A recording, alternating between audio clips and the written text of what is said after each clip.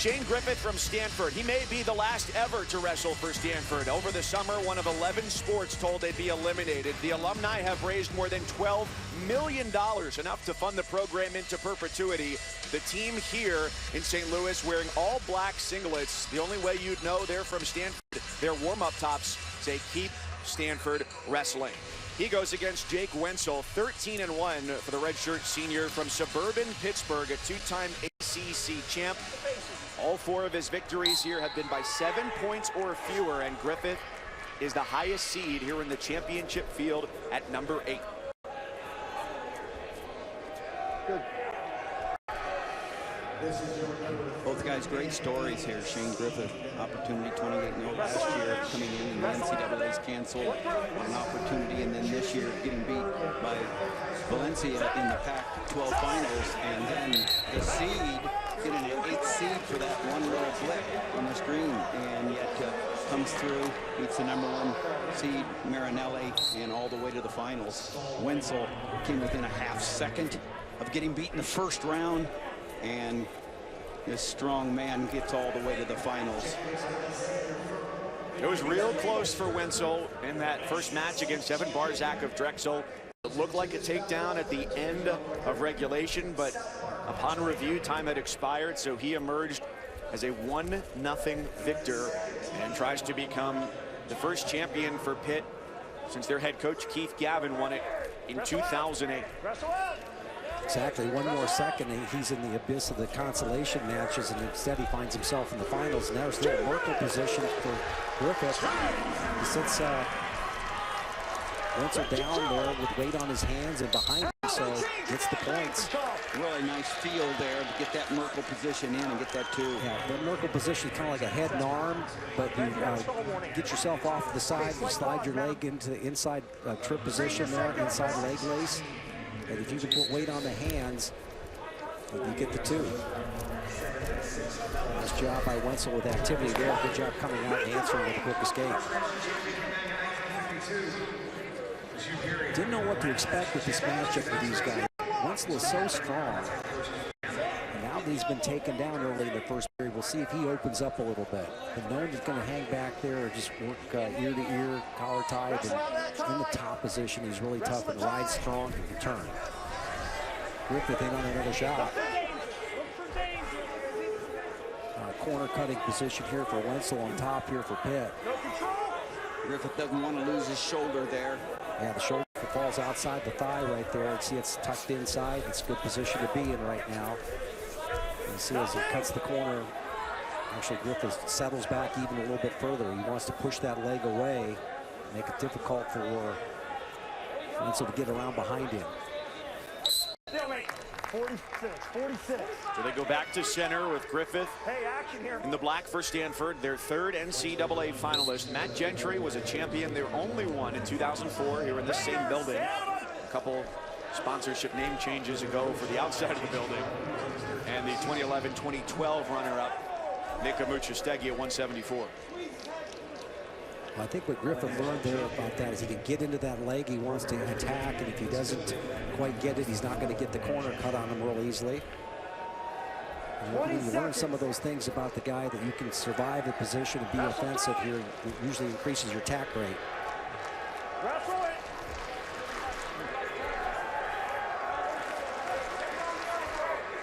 Griffith really keeping Wentzel from getting that left underhook with the 2-on-1. Operating with his future unknown as Stanford potentially shuts down the wrestling program. He said it was hard enough, plus you add the pandemic. His team was forced to live in pods, strict regulations in Northern California. They practiced outdoors into December. They've had wrestling at Stanford for over 100 years. Hard to believe.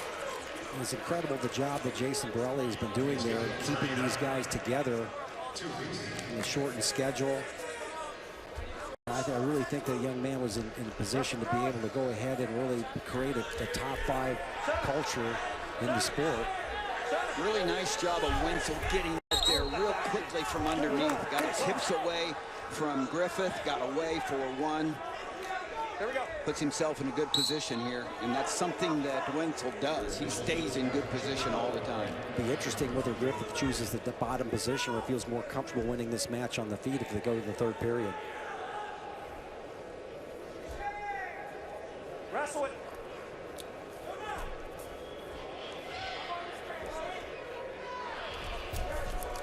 That nice little angle attack right there by Griffith. Match really slowing down here, but that's in favor of Wentzel. That's what he does in these matches. He just basically gets ear to ear. Action. 1 minute. Here's the guy. He likes to go upper body, jack those underhooks up. You see where Griffith has Stop, gentlemen. Hey, pushed himself back. Good call on that stalemate there. Jim Ravello, the official there. Guys, nothing was happening in that position. Wentzel goes right to that left underhook there. Likes to control his wrestler from there. So many things can happen from that position. That's why Shane has his head to the opposite side of the underhook. Center. That's action. So Wentzel likes to go ahead and jack his opponent up, you know, with those double underhooks, but you got so much length with Griffith, you're not really jacking a taller guy up. Work through that. We're going to see another Panther later on. Nino Bonacorsi at 197 pounds from Pitt. They look for a national champion. They've had 16 all-time, but only 3 since the 1963 campaign. As you can see here inside the arena, limited capacity due to COVID-19 restrictions. That's where Jim Gibbons, our colleague and championship wrestler and coach, is sitting about 10 rows up. You are separated there. What's the viewpoint like for you there? It's a little bit different this year. It's fantastic, you know. I wish there was about 40, 50 people around me here in this section, but I've enjoyed the view. Had a great view of the match and with 2,500 of my friends. The stall warning was on Wentzel. The shot to the head to the outside single. Again, by Shane Griffith, and Wentzel trying to cut the corner. Griffith trying to keep that elevated leg there, keeping the shoulder so that Wentzel cannot cut that corner. Yeah, now he's working himself around to get better scoring position, though.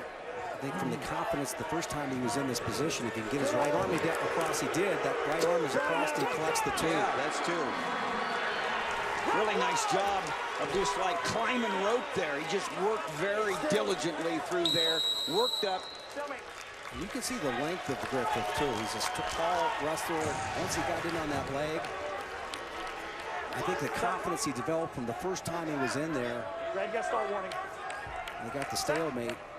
Gave him the confidence to go out there and get back in that position and improve. On top here, 30 seconds of riding time. If he finishes with more than a minute, it adds a point on to his tally.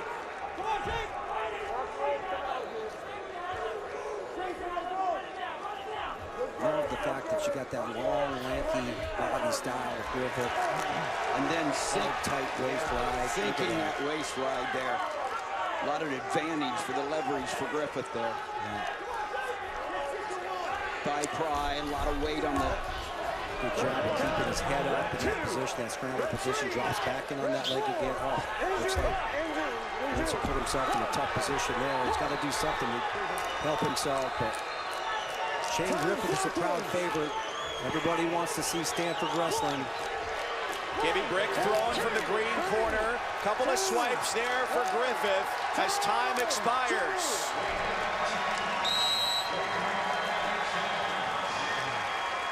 Keep the dream alive. Save Stanford wrestling. Hey, you're going to hang over here. You're going to head over here. During that sequence there, Wentzel may have popped his knee a little bit, pressure on the outside. But I had a 5 count on the legs prior to the criteria back points. So the count to improve position only reached 4 from the official. That's where the brick was thrown from the pit corner.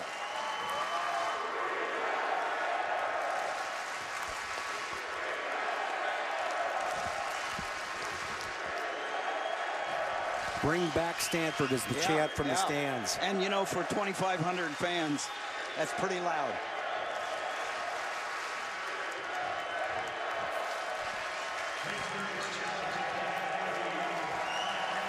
And that's not just Stanford fans. That's all wrestling fans here.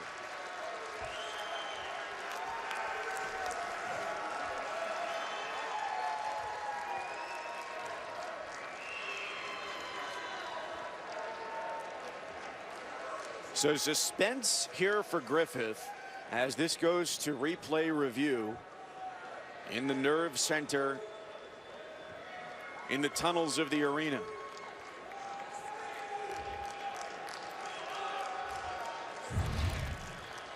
Taking a look at the count. Did he come up from that position quick enough? It looks like he was coming up. It also looked at that was the point in time where the knee may have been injured by Wentzel.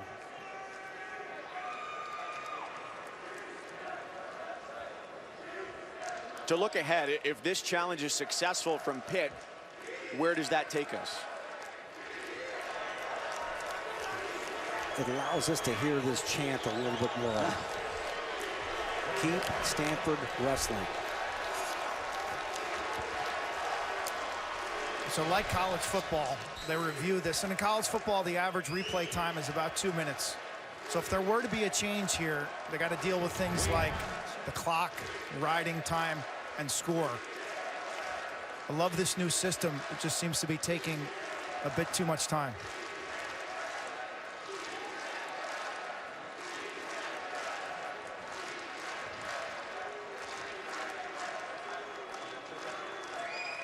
And if the average time is 2 minutes, this might feel like an eternity for Griffith to try and find out if he is the second national champion for the program. So this is what it looks like with all 8 mats firing, all those different stations available to ingest video and give the best possible view to the officials on the mat, who otherwise only have one angle to look at. But when a brick is thrown, that's when it goes to the replay review room.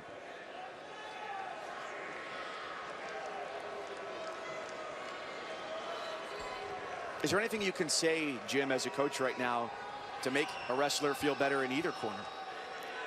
Well, I know Shane Griffith feels pretty good in his heart. He knows he's won this match. This is getting to be to a point where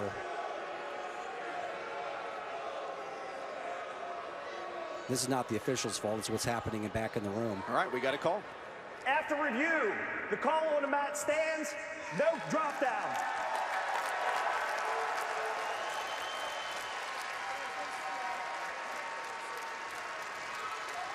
Shane Griffith, the odds stacked against him, not only knocked off #1, but now he is #1. Congratulations to Coach Jason Borelli. Great job. There he is. He's done a great job at Stanford. Great young man, son of Tom Borelli, the longtime Central Michigan coach. Great heritage.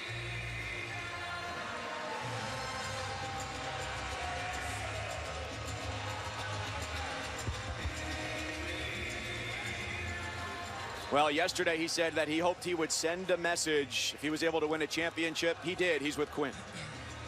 Shane, given the uncertainty of the pandemic, the uncertainty of your future at Stanford, how were you able to put that all aside to achieve your goal? Just some more motivation to go along with it. It's funny, I was talking to my dad about this earlier today. I was actually not planning on wrestling this season. Given our circumstances at Stanford, it just seemed unfeasible to get where I wanted to be in time. Then along the way, I was talking to coaches, stay motivated, trust the process almost. It's kind of cliche. In the middle of the night one night, I just texted my dad. I said, you know what, we're not going to question it, we're going to rip it, and we're going to win NCAAs this year. And he said, all right, buddy, I'm going with this. So. What was your reaction? You're wearing the sweatshirt when these fans, all of them, got on their feet and said, keep Stanford wrestling. It's awesome. It shows how much, how close-knit the wrestling community is. I mean, I had to turn my phone off for a little bit just because I've received so much support from everyone here, and it's awesome. It's awesome to see how we have a huge community behind our back. Just hoping for the best. I mean, obviously just want to make this nationally known and hopefully get overturned.